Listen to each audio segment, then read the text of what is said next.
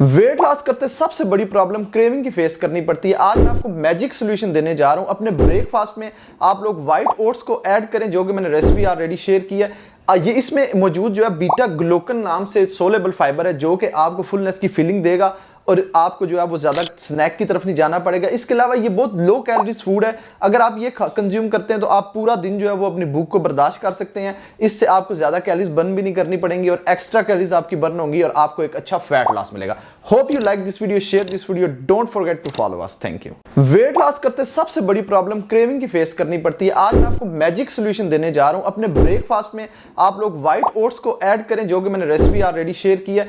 ये इसमें मौजूद जो है बीटा ग्लूकन नाम से सोलेबल फाइबर है, जो कि आपको फुलनेस की फीलिंग देगा और आपको जो है वो ज्यादा स्नैक की तरफ नहीं जाना पड़ेगा। इसके अलावा ये बहुत लो कैलोरीज फूड है। अगर आप ये कंज्यूम करते हैं तो आप पूरा दिन जो है वो अपनी भूख को बर्दाश्त कर सकते हैं। इससे आपको ज्यादा कैलोरीज बर्न भी नहीं करनी